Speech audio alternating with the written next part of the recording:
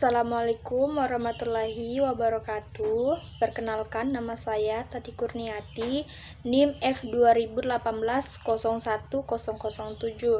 Di sini saya akan mempresentasikan mata kuliah biofarmaseutik yang berjudul sediaan parental. Sediaan parental merupakan sediaan steril. Sediaan ini diberikan melalui beberapa rute pemberian, yaitu intravena, intramuskular, subkutis, dan intradermal. Apabila injeksi diberikan melalui rute intramuskular, seluruh obat akan berada di tempat itu. Sediaan parental yaitu sediaan steril yang dimaksudkan untuk pemberian secara injeksi, infus, atau implan di dalam tubuh. Kemudian ada kerugian dan keuntungan dari sediaan parental. Yang pertama itu kerugiannya, apabila sudah masuk ke dalam tubuh, susah untuk dikeluarkan, terutama apabila terjadi kasus toksisitas. Kemudian yang kedua, harga relatif lebih mahal. Kemudian keuntungannya itu yang pertama, memberikan efek yang lebih cepat. Kemudian yang kedua, tidak melalui first phase effect. Yang ketiga, dapat diberikan apabila penderita dalam keadaan tidak dapat bekerja sama dengan baik, tidak sadar, atau tidak dapat dengan cara pemberian lain seperti oral. Kemudian yang keempat, kadar obat di dalam darah yang hasilnya lebih bisa diramaikan. Kemudian yang kelima, dapat untuk obat yang rusak atau tidak diabsorpsi di dalam sistem saluran cerna. Contohnya seperti insulin. Kemudian ada jenis sediaan yang cair itu contohnya seperti cairan infus, NaCl 0,9% atau normal salin, neurobin injeksi, dan lidocaine. Kemudian serbuk harus direkonstitusi terlebih dahulu, contohnya seperti antibiotika dan ampicillin. Kemudian ada tablet susuk. Dan itu ada karakteristik sediaan. Yang pertama itu steril, bebas dari mikroorganisme, AI, pirogen, atau bakteri. Kemudian yang kedua, efek farmakologis yang ditimbulkan dengan adanya pirogen, AI, fever, malaise, atau Hidage. Karakteristik sediaan yang kedua itu, yang pertama, bebas dari partikel yang berukuran besar atau free from particular matter, yaitu partikel yang melayang atau mobile, tidak larut dalam sediaan parenteral. Kemudian yang kedua, idealnya sediaan parenteral jernih dan tidak ada partikel yang dapat dilihat dengan mata telanjang. Karakteristik sediaan selanjutnya itu, yang pertama, bebas dari partikel yang berukuran besar atau free from particular matter. Terakhir, stabil secara fisika dan kimia dalam kurun periode tertentu. Hal ini menentukan bahwa sediaan steril akan berada dalam bentuk cair atau serbuk. Ada beberapa jenis rute dari pemberian obat, yaitu yang pertama intravena atau intravena drip dan intravena bolus. Ada intramuskular, ada subkutan, intradermal, epidural, intraarterial, intrakardiak, dan lain-lain. Ini ada grafik konsentrasi plasma setelah pemberian obat dengan dosis sama dengan 3 rute berbeda, dan gambarnya dapat dilihat seperti di layar. Pemberian obat melalui intravena itu yang pertama, biasanya vena di arah antesubital atau di bagian depan siku. Yang pertama, vena besar di permukaan dan mudah dilihat. Kemudian yang pertama, cara memasukkan jarum, yaitu potongan yang mirip hadap ke atas dan ujung tajam hadap ke vena dengan teknis aseptis. Kemudian bahayanya itu terbentuknya trombus akibat rangsangan jarum pada dinding vena, terutama yang cairan mengiritasi. Kemudian itu ada trombus menghasilkan embulus, kemudian akan menghasilkan emboli. Kemudian yang ketiga, bisa untuk volume besar atau kecil. Yang terakhir, volume tetesan 2-3 mili per menit.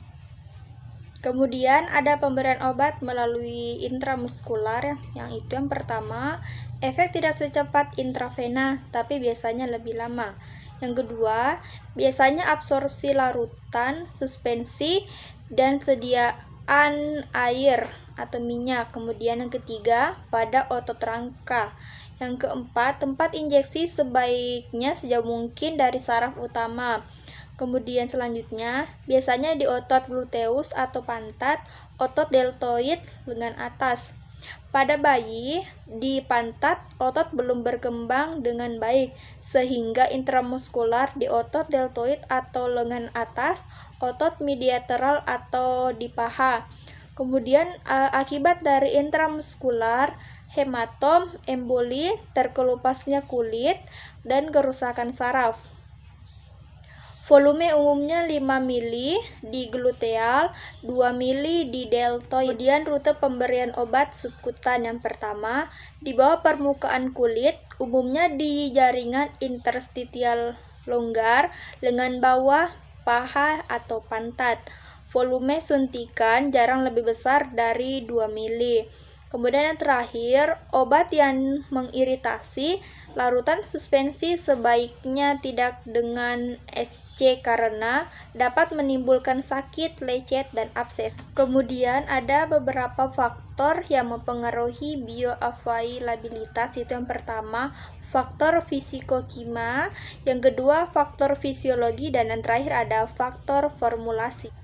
Yang pertama ada faktor fisikokimia, yaitu yang pertama laju disolasi, yang kedua koefisien partisi dan kelarutan dalam lemak, yang ketiga interaksi obat atau zat aktif dan bahan tambahan lain dalam sediaan. Dan yang kedua ada laju disolasi, dan gambarnya dapat dilihat seperti yang ada di layar. Dan ada faktor fisiologi, terutama dalam absorpsi obat. Yang pertama, aliran darah dari bagian tubuh atau area yang diinjeksikan, kecepatan absorpsi. Yang kedua, pengaruh obat, suatu obat yang dapat mempengaruhi obat lain atau interaksi obat. Contohnya yaitu ada obat yang menyebabkan vasokonstriksi atau vasodilatasi.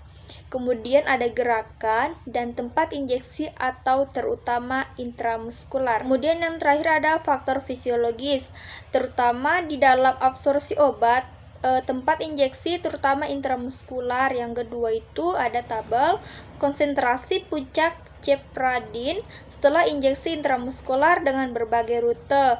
Ada yang pertama ada injection site, laki-laki dan perempuan. Yang itu yang pertama gluteus maximus.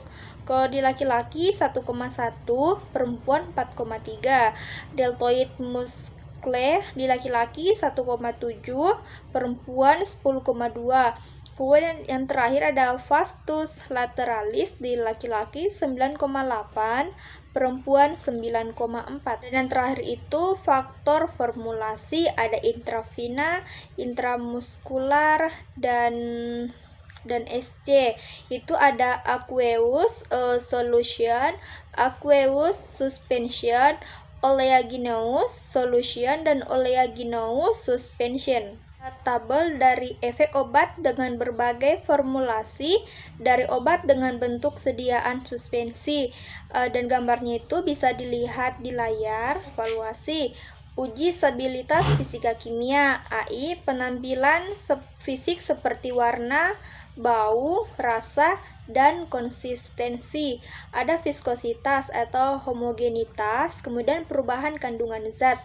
Kemudian diuji pada rangkaian kondisi spesifik tertentu, di mana suhu, pH, intensitas cahaya, dan konsentrasi obat pada selang waktu tertentu. Kemudian ada uji mikrobiologi dan uji in vivo. Itulah tadi presentasi yang dapat saya bawakan tentang sediaan parental. Kurang dan lebihnya mohon dimaafkan. Wabillahi taufiq wal hidayah. Wassalamualaikum warahmatullahi wabarakatuh.